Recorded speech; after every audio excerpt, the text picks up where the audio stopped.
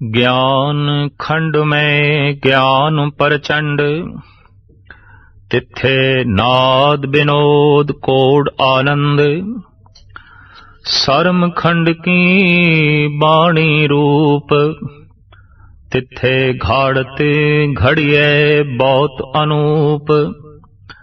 ताकियां गला कथया ना जाहे, जेको कहे पिछे पछुताए।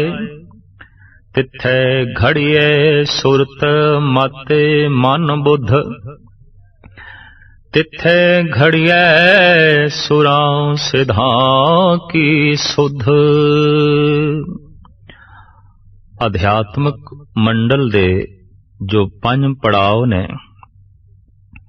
प्रथम धर्म खंड, दूजा ज्ञान खंड, तीजा सरम खंड, चौथा कर्म खंड और 5वां सचखंड। सचखंड मनुख दी मंजिल है। सच विच लीन होना जीवन दा मनोरथ है। सच विच सत स्वरूप हो जाना, सतचित आनंद हो जाना, यही जीवन दा मुदा है, मकसद है। 2 पड़ाव धर्म खंड ज्ञान खंड तो बाद साहिब गुरु नानक देव जी महाराज इस पौड़ी विच सरम खंड की व्याख्या करते हैं। ज्ञान खंड की गल दोहरांदे होया आप फरमान करते ने, ज्ञान खंड में ज्ञान प्रचंड। ज्ञान खंड विच पहुंचे हुए मनुख दे अंदर ज्ञान दी अगन प्रचंड रहिंदी है। भाव वो हर वक्त ज्ञान दे च रहिंदा है, सूझ समझ दे च रहिंदा है। बौद्धिक तल ते वो इस हद तक उन्नत हो जाता है कि वो परिपूर्ण परमात्मा नूं एक शक्ति समझदा है, व्यक्ति नहीं। उस अवस्था दे साहिब कहंदे ने, तिथे नाद विनोद कोड आनंद। उत्थे हजारां तरह दे नाद संगीत दियां धुनियां ने, जिन्हों अनहद दी धुन करके आख्या है।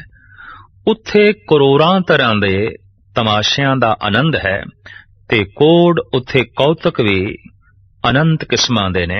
उत्थे आनंद है संगीत दा, तमाशियां दा ते तरह तरह दे कौतकां दा।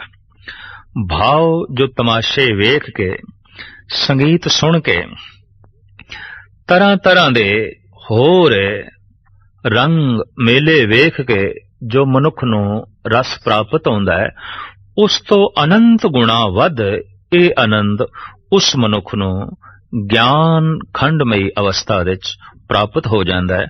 और लाजमी है कि इस अवस्था विच पहुंचे हुए मनुख दा बाहर दे रंग तमाशियां च कोई खास लगाव नहीं रहिंदा, और अनहद दी धुन नूं सुन के आहद दे संगीत तो भी किसी हद तक उपराम हो जाता है, क्योंकि अनहद दी धुनी विच संगीत दा सार आ जाता है। और विनोद ते कौतक जो ज्ञान खंडमई अवस्था विच बनदे ने, उहदे च भी तमाम रंग तमाशियां दा सार आ जाता है, तत आ जाता है। इस तरह का जिहड़ा मनुख है किसी हद तक संसारिक तल तो उपराम होवेगा, क्योंकि संसार दे च जो कुछ है उस तो वध उसने अपने अंतर आच में उसकी झलक वेख लई है, उसका रस मान लिया। ज्ञान खंड तो अगली अवस्था है सरम खंड। सरम शब्द है संस्कृत दा, और इहदे अर्थ ने मेहनत, मुशक्कत, करड़ी घालना। वैसे शर्म शब्द जे पर्शियन दा होवे ते इहदा मतलब है लज्जा, हया। अगों जो कर्मखंड आ रहा है, तो कर्मखंड दा अगर उर्दू रूप लईए, पर्शियन रूप लईए, तो कर्म दा मतलब है बख्शिश, रहमत। लेकिन संस्कृत विच कर्म दा मतलब है कम, धंधा। तो सरम खंड मेहनत दा खंड। धर्म खंड विच सिर्फ शरीरक तल दी मेहनत सी, खाण पीण दा संजम, पहनण दा संजम, उठण बैठण दा संजम, गरज के ਜੀਵਨ ਦੀ ਬੈਰੂਨੀ ਕਿਰਿਆ ਨੂੰ ਸੀਮਤ ਦਾਇਰੇ 'ਚ ਰੱਖਣਾ, ਮਨੁੱਖਤਾ ਦੇ ਦਾਇਰੇ 'ਚ ਰੱਖਣਾ ਇੱਕ ਬਾਰ ਦੀ ਸਾਧਨਾ ਸੀ, ਪਰ ਇਹ ਇਤਨੀ ਕਰੜੀ ਨਹੀਂ ਸੀ। ਸਰਮਖੰਡ ਵਿੱਚ ਜਿਹੜੀ ਸਾਧਨਾ ਹੈ ਉਹ ਹੈ ਮਨ ਨੂੰ ਘੜਨ ਦੀ, ਬੁੱਧ ਨੂੰ ਘੜਨ ਦੀ, ਚਿੱਤ ਨੂੰ ਘੜਨ ਦੀ। ਇਸ ਵਾਸਤੇ ਇਸ ਨੂੰ ਗੁਰੂ ਨਾਨਕ ਦੇਵ ਜੀ ਮਹਾਰਾਜ ਨੇ ਮਿਹਨਤ ਦਾ ਖੰਡ ਆਖਿਆ ਹੈ, ਮੁਸ਼ੱਕਤ ਦਾ ਖੰਡ ਆਖਿਆ ਹੈ, ਔਰ ਇਹ ਇਤਨੀ ਕਰੜੀ ਘਾਲਣਾ ਹੈ ਕਿ ਜਗਤ ਦੀ ਕੋਈ ਘਾਲਣਾ ਇਸ ਦੀ ਤੁਲਨਾ ਤੇ ਨਹੀਂ ਰੱਖੀ ਜਾ ਸਕਦੀ। ਮਹਾਰਾਜ ਆਪ ਵੀ ਸ਼ਲੋਕ ਦੇ ਵਿੱਚ ਇਸ ਨੂੰ ਮੁਸ਼ੱਕਤ ਹੀ ਕਹਿੰਦੇ ਨੇ। ਜਿਨੀ ਨਾਮ ਧਿਆਇਆ ਗਏ ਮੁਸ਼ੱਕਤ ਘਾਲ, ਨਾਨਕ ਤੇ ਮੁਖ ਉਜਲੇ ਕੀਤੀ ਛੁੱਟੀ ਨਾਲ। ਤੋ ਸਰਮਖੰਡ ਕੀ ਬਾਣੀ ਰੂਪ, ਸਰਮਖੰਡ ਦੀ ਜਿਹੜੀ ਬਣਤਰ ਹੈ ਅਤਿਅੰਤ ਅਨੂਪਮ ਹੈ, ਸੁੰਦਰ ਹੈ, ਮਹਾਨ ਹੈ। किस ढंग दी सुंदर है और कैसी सुंदर है? तो आप कहते ने तिथे घाड़ ते घड़िए बहुत अनूप। उत्थे अत्यंत सुंदर तरह दी, अत्यंत खूबसूरत किस्म दी घाड़त घड़ी जाती है, बनतर बनाई जाती है। की घड़िया जाता है? साहिब कहते ने वास्तविक उसदी ते पूर्ण तौर ते व्याख्या करनी कठिन है, ताकियां गला कथया ना जाए। जे को कहे पिछे पछताए। की घड़िया जांदा है, किस ढंग दा घड़िया जांदा है, और वो घाड़त है कि महाराज दा कहना है ये बयान तो परे है, कथन तो परे है। अगर कोई कोशिश करके हिम्मत करके कथन कर भी देवे ते उन्हों पश्चाताप होवेगा बई इस अवस्था बारे जो मैं कथन कीता है, मेरा कथन अधूरा है। दरअसल ये अवस्था मेरी कथनी तो अगे है, मेरे कहण तो अगे है। तो की घड़िया जांदा है? फिर भी सतगुरुदेव जी महाराज जिक्र करते ने तिथे घड़िए सुरत मत मन बुद्ध। मनुख दा अंतਿਸ਼ਕਰਨ चार शक्तियां दा मजमुआ है, इकट्ठ है। मन बुद्ध चित्त आहं। इत्थे मन बुद्ध चित्त आहं विचार शक्ति, चेते शक्ति, फुरने शक्ति, सोचण शक्ति ये घड़ी जाती है।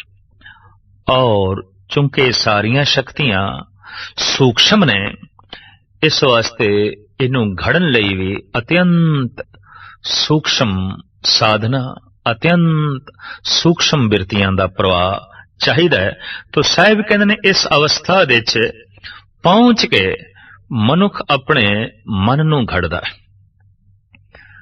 सोने नू घड़ लईए ते खूबसूरत गहणियां दी शक्ल अख्तियार कर जांदा है। घड़ी हुई मिट्टी खूबसूरत सुराही बन जाती है, प्याला बन जाती है, घड़ा बन जाती है।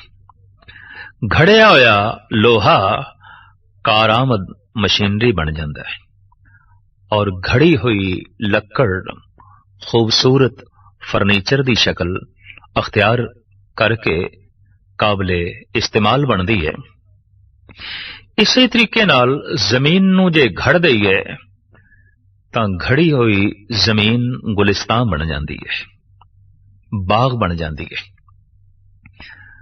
पर जमीन घड़ना, लकड़ घड़ना, लोहा घड़ना, सोना चांदी घड़ना, इस नालों भी बिखम है अपना जीवन घड़ना, अपने आप नू घड़ना। ते अपने आप नू घड़ना की है? अपने मन नू घड़ना। अनघड़ा मन ऐसा है जैसे पई हुई मिट्टी है, पर घड़िया होया मन ऐसा है जैसे सुराही। अनघड़िया चित्त ऐसा है जैसे लोहा, पर घड़िया होया चित्त ऐसा है जैसे कि कारामद मशीनरी दी शक्ल अख्तियार कर गया होवे। अनघड़िया होया आहंग भाव ते मत ऐसी है जैसे अनघड़ी लक्कड़, अनघड़िया पत्थर काबले दीद नहीं होंदा।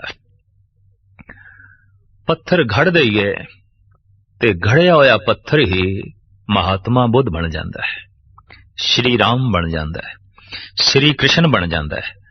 ਤੇ ਜੇ ਘੜਿਆ ਹੋਇਆ ਪੱਥਰ ਸ਼੍ਰੀ ਰਾਮ ਬਣ ਸਕਦਾ ਹੈ तो क्या घड़िया होया जीवन परमात्मा नहीं बन सकता, ईश्वर नहीं बन सकता। बदकिस्मती है बाहरों पत्थर नूं घड़ के ते पत्थर नूं भगवान बना देना, भावें एक कला है, औखी है, लेकिन फिर भी इस तुलना ते सौखी है कि जीवन नूं ही घड़ के भगवान बना लेना, जिंदगी नूं ही घड़ के ईश्वर बना लेना, ये अत्यंत कठिन है। जैसे हर मनुख ते पत्थर नूं घड़ के भी भगवान नहीं बना सकता, हू बहु हर मनुख जीवन नूं घड़ के भी परमात्मा नहीं बना सकता।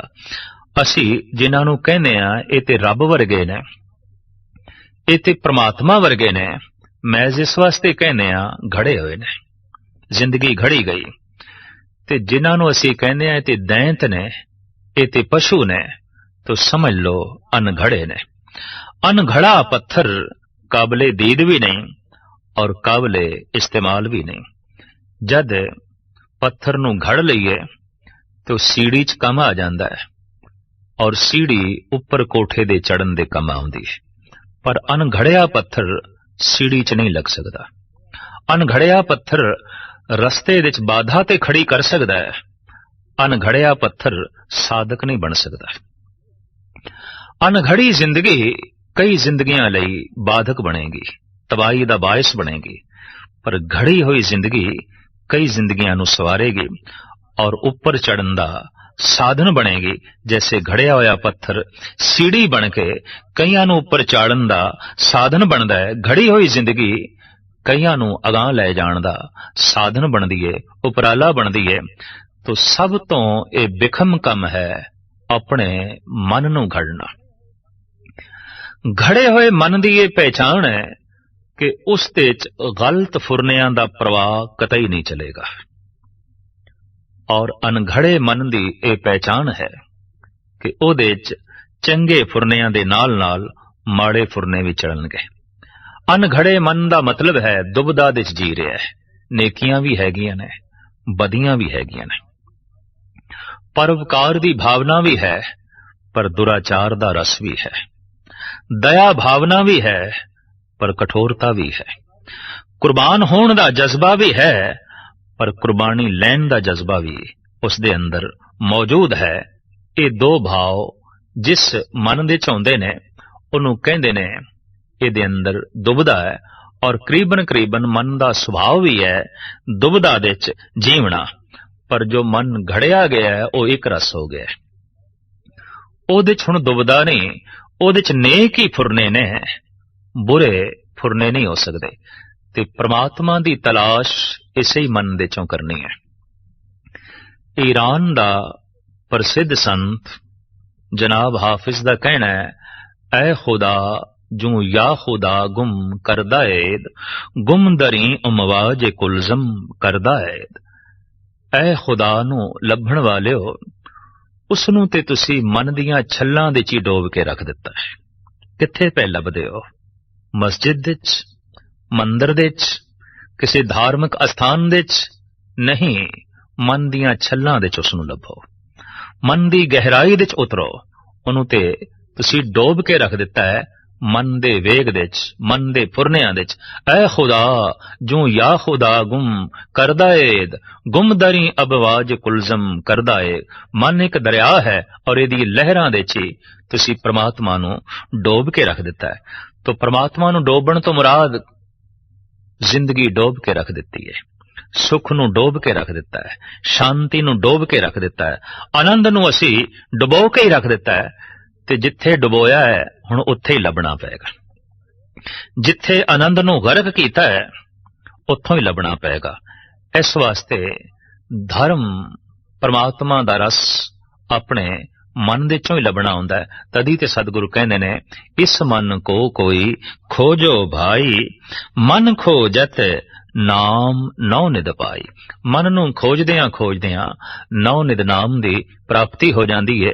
तो घड़े हुए मन की यह पहचान कि उस दे च गलत फुरनियां दा वेग कतई नहीं चलेगा। जितने फुरने चलणगे नेक चलणगे, चंगे चलणगे।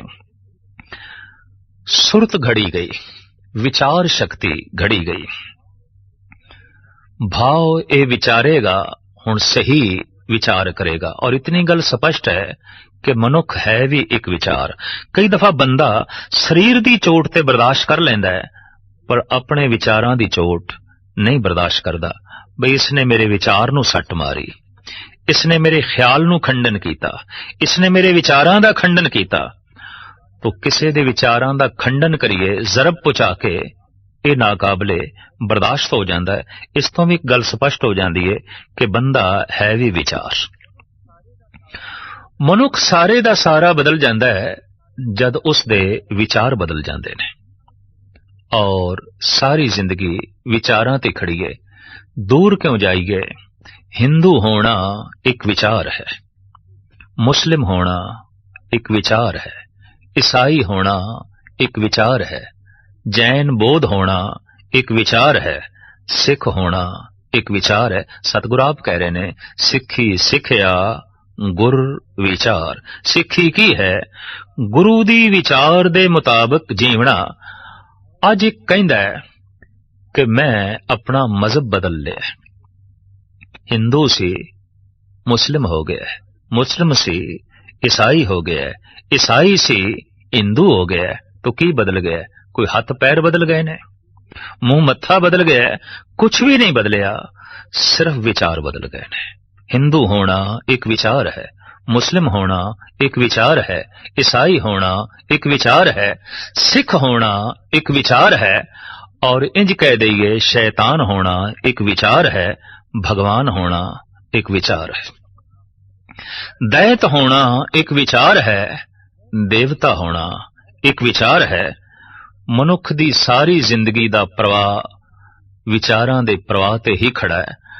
और किसी मनुख नूं पढ़ना होवे ये की है, तो फिर उसदे विचार ही पढ़ने पैणगे। उहदे रंग रूप नूं वेख के, उहदी जात पात नूं वेख के, उहदियां महल माड़ियां नूं वेख के, उहदे तन दी पोशाक नूं वेख के उहदी हकीकत दा अंदाजा नहीं ला सकदे की है। ये ते उदों पता चलेगा इसदे विचार की है। ते विचार प्रगट होंदे ने बोल तो। बोलत ही पहचानिए साध असाध को थाट, अंतर की करनी सभे निकसे मुख की बाट। जो कुछ मनुख दे अंदर है वो मनुख दे बोलां दे राही लाजमी प्रगट होंदा है। भावें अचेत अवस्था च भावें सुचेत अवस्था च जो कुछ अंदर है उन्हें छुपाया नहीं जा सकता। जो जी होए सो उगवे मौका कहा वाओ। महाराज कहंदे ने जो कुछ अंदर सी ओही जबान बयान कर देंदी है। अगर कोई मनुख ये आखे ऐ मित्रा ये जिहड़ी गल मैं आखी है ये मैं मूंहों ही आखी है, मेरे दिल दे च नहीं सी, मेरे अंदर नहीं सी, पर सतगुरु नहीं मनदे। कम से कम उस वक्त ते जरूर अंदर सी। अगर ना होंदी तो जबान बयान भी नहीं कर सकती सी, कह भी नहीं सकती सी। ये गल वखरी है हुण ना होवे अंदर, पर उस वक्त जरूर सी, तां ही जबान ने ऐसा आखे। तो जबान अंदर दे भाव नूं प्रगट करके रख देंदी है। ते 5-10 दिन किसी दी संगत करिए ओदे विचार बंदा पढ़न दे समर्थ हो जाता है, क्योंकि ओदी बोल चाल, ओदी भाषा दे राही, ओदी कथनी दे राही ओदे विचार बार बार बार प्रगट होंदे ने। जेड़ा बंदा 100 गालां कढ़ के ते एक गल करे तो इतनी गल ते स्पष्ट है कि ओदे अंदर जिन्ने विचार ने वो गालां दे नाल भरे हुए ने। तहजीब तो गिरी हुई इसदी आंतरिक जिंदगी है। 4 कौड़े बचन बोल के एक मिठा बचन बोले, इस तो उसदी मन दी अवस्था दा पता चलेगा। सो मन दी अवस्था विचारां दे वेग छुपाए नहीं जा सकते, ये बोलन तो लाजमी प्रगट होंदे ने। महाराज ते कहंदे ने बाबा बोलना क्या कहिए, जैसे राम नाम रव रहिए। बोलना है तो राम ही बोल, बोलना है तो राम बारे ही बोल, बोलना है तो उस ईश्वर दी होंद बारे ही बोल। अगर तू कुछ होर बोलदा रहा ते होर बोलन दे संस्कार अंदर वधाई गया तो विकार वधणगे बोलत बोलत। बढ़े बिकारा बिन बोले क्या करे विचारा। आखिर जितना मनुख बोलदा है उतना ही मन खिंड जाता है, उतनी शक्ति जो है खिलर जाती है, और जितना बोलदा है अगला उतना ही उसके मन नूं पढ़ लैंदा है, ਉਹਦੇ विचारां नूं पढ़ लैंदा है। कई दफा खामोश तबीयत बंदे वो इस वास्ते खामोश नहीं होंदे कि उन्हां दी तबीयत दे च खामोशी है, उन्हां दे सुभाव दे च खामोशी है। वो इस वास्ते चुप होंदे ने कि बोलदियां साडे विचार अगला पढ़ लेगा, असी बोलांगे तो साडे सुभाव नूं पढ़ लेगा, असी बोलांगे तो साडी होंद नूं अगला पढ़ लेगा। इस वास्ते राजनीतिक घट बोलते हैं, महज इस वास्ते कि साडा कोई सुभाव ना पढ़ लवे, साडी कोई होंद नूं ना पढ़ लवे। और मैं ये भी अर्ज कर दिया, संत ज्यादा बोलते हैं, भगत ज्यादा बोलते हैं, ताकि सानू कोई पढ़ लवे और सानू पढ़ के अगला भी प्रेरणा ले लवे। एक एक भगत ने इतनी इतनी शायरी लिखी है, इन्ने इन्ने ग्रंथ लिखे ने, और इतनियां सभावां दे च ओ बोले ने जितना के सारी मनुखता भी कोशिश करे तो इतना नहीं बोल सकेगी।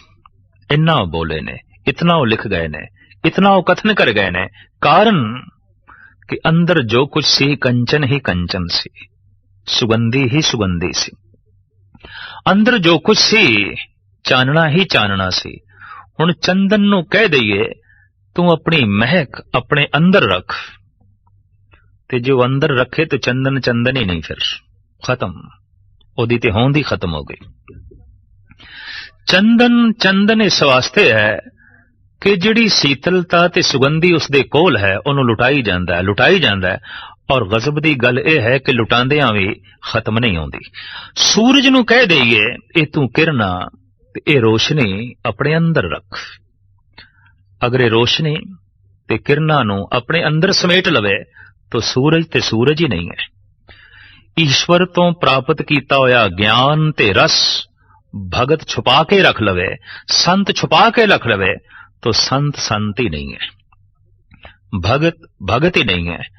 इस वास्ते भगत किधरे बोले ने उपनिषदां दे राही, गीता दे राही, किधरे बोले ने भगत अपनी बाणी दे राही, अपने कलाम दे राही, किधरे बोले ने मोहम्मद साहब अपनी आयतां दे राही, और किधरे बोले ने गुरु नानक गुरु गोबिंद सिंह जी महाराज अपने महान शब्दां दे राही। और बहुत बोले ने, बोलदे ही गए ने, बोलदे ही गए ने, ताकि ये महक जितनी दूर तक खिलर सके, लोकी मुअत्तर हो सकन, फैज़याब हो सकन, और जगत नूं सही मायनिਆਂ ਦੇ ਵਿੱਚ धार्मिक जीवन उपलब्ध हो सके। तो बोलना अगले दे विचारां नूं पढ़ना है। ते जिहड़ा बंदा हर वक्त राजनीतिक मसले उठावे, समाज दे दुख दी गल करे, बार बार रोने रोवे, तो बार बार दे रोने रोण दा मतलब तो इतना है कि इहदी जिंदगी दे सिवाय रोण तो होर कुछ नहीं। ओहदे विचार पढ़ ले गए, ओहदा मन पढ़ लिया गया, दुख दे च जी रहा है, बेबसी दे जी रहा है, परेशानियां दे जी रहा है, अनेकां मसलियां दे जी रहा है। ते जिहड़ा बार बार आनंद दी गल करे या दूसरे दे हित दी गल करे तो उत्थों पता चलता है परोपकारी है या ये भगत है। तो तीसरे पड़ाव दे पहुंच के भगत अपने मन नूं घड़ लैंदा है। घड़न दी साधना, ध्यान साधना की है, चतुष्टा अंतिशकरण नूं घड़न दी साधना। मन ऐसा घड़िया गया हुण कोई गलत फुरना नहीं निकलदा, और सुरत घड़ी गई, कोई गलत विचार अंदरों नहीं पैदा होंदी, मत घड़ी गई, हुण कोई गलत फैसला ये करदा ही नहीं। जो फैसला है इसदा अटल है और सही है। और इसे तरीके नाल बुद्ध घड़ी गई, विचारां दा वेग सारे दा सारा घड़िया गया। और ये बनतर साहिब कहंदे ने अत्यंत सुंदर है, खूबसूरत ओ नहीं जेदे मुंह मस्तक दे नक्शो निगार सोने घड़े होए होवन। दरअसल खूबसूरत ओ है जिसदा मन घड़िया होया। हजार आराइशें सदके हैं उसकी सादाबाजी पर, नहीं मोहताज जेवर, इल्म अकल ने जिसको सवारा है। जिस नूं परमात्मा ने इस ढंग दीयां खूबियां दित्तियां ने, इस ढंग दा शिंगार जिसने अपने मन नूं पहना लिया है, ਉਹਨੂੰ ਬਾਹਰੋਂ ਕਿਸੇ ਆਰਾਇਸ਼ ਦੀ ਲੋੜ ਨਹੀਂ, ਕਿਸੇ ਸਾਜ਼ੋ ਸਮਾਨ ਦੀ ਲੋੜ ਨਹੀਂ, ਕਿਸੇ ਸ਼ਿੰਗਾਰ ਦੀ ਲੋੜ ਨਹੀਂ। ਤੋ ਸਾਹਿਬ ਕਹਿੰਦੇ ਨੇ ਤਿੱਥੇ ਘੜੀਏ ਸੁਰਤ ਮਤ ਮਨ ਬੁੱਧ। ਉਸ ਤੀਜੇ ਪੜਾਅ ਦੇ ਚ ਘੜਿਆ ਗਿਆ ਮਨ, ਘੜੀ ਗਈ ਮਤ, ਘੜੀ ਗਈ ਸੁਰਤ ਤੇ ਘੜਿਆ ਗਿਆ ਮਨੁੱਖ ਦਾ ਵਿਚਾਰਾਂ ਦਾ ਢਾਂਚਾ, ਚਤੁਸ਼ਟਾ ਅੰਤਾਕਰਨ ਘੜਿਆ ਗਿਆ।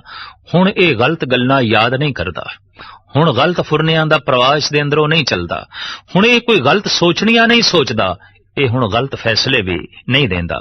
ਜੋ ਬੰਦਾ ਗਲਤ ਸੋਚਣੀਆਂ ਸੋਚ ਰਿਹਾ ਹੈ, ਸਮਝ ਲਓ ਮਤ ਗਲਤ ਹੈ। ਜੋ ਗਲਤ ਗੱਲਾਂ ਨੂੰ ਯਾਦ ਕਰ ਰਿਹਾ ਹੈ, ਸਮਝ ਲਓ ਚਿੱਤ ਘੜਿਆ ਹੋਇਆ ਨਹੀਂ ਹੈ। ਤੇ ਜਿਸ ਦੇ ਅੰਦਰ ਫੁਰਨਿਆਂ ਦਾ ਵੇਗ ਬੜਾ ਹੀ ਗਲਤ ਚੱਲ ਰਿਹਾ ਹੈ, ਸਮਝ ਲਓ ਮਨ ਘੜਿਆ ਹੋਇਆ ਨਹੀਂ ਹੈ। दुनिया इतनी बदसूरत क्यों हो गई है और इनू कलयुग क्यों आखना पिया? दरअसल इतनी अनघड़ी जिंदगी है, इतना अनघड़िया होया मत है, मन है, बुद्ध है कि कुदरती है दुनिया ने ते दोजक बनना ही सी।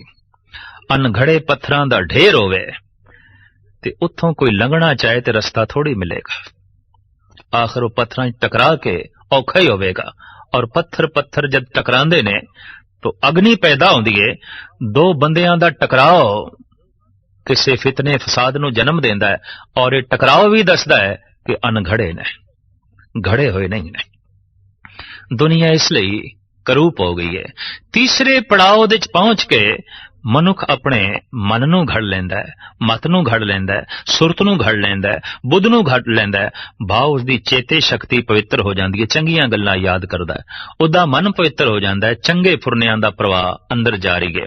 उहदी मत घड़ी गई, उहदी सोचनी बड़ी जो है चंगी हो जाती है, और बुद्ध घड़ी गई, उहदी चेते शक्ति बड़ी चंगी हो जाती है, निर्मल हो जाती है, स्वच्छ हो जाती है, पवित्र हो जाती है। साहिब कहते ने तिथे घड़िए सुरां सिद्धां की सुध। इस पड़ाव विच पहुंचे हुए मनुख दी मत इस तरह घड़ी जाती है जिस तरह सिद्धां दी मत है, देवतियां दी मत है। सुरां सिद्धां की सुध, जो सुध देवतियां कोल है, जो सुध सिद्धां कोल है, ਇਹ ਸੁਧ और ਇਹ सिद्धि उस पुरुष कोल आ जाती है जिसने अपना मन घड़ लिया, बुद्ध घड़ लिया, चित्त घड़ लिया ते अहंग भाव घड़िया गया। इस तरह के बंदे नूं ही कहंदे ने ये सिद्ध पुरुष है, और इस तरह के मनुख नूं ही कहंदे ने ये सुर है, देवता हो गया है, महान हो गया है। लिहाजा साहिब कहंदे ने ये बनतर अत्यंत सुंदर है ते दुनिया की तमाम सुंदरता इस तरह के मनुख दे उत्तों कुर्बान की जा सकती है। जद कोई अपना मन घड़दा है, वाकई सुंदर हो जाता है। यही कारण है कि इस तरह के पुरुषों ने परमात्मा नूं भी कहा बहुत सुंदर है, बहुत सुंदर है। सत्यम शिवम सुंदरम या सत्य सुहान सदा मन चाओ, तुम बहुत सुंदर है, बहुत सुंदर है। तो साहिब कहते ने ये बनतर अत्यंत खूबसूरत है। सरम खंड की बाणी रूप तिथे घाड़त घड़िए बहुत अनूप, अत्यंत अनुपम और बहुत खूबसूरत ये घाड़त तीसरी अवस्था दे भाव सरम खंड दे घड़ी जाती है।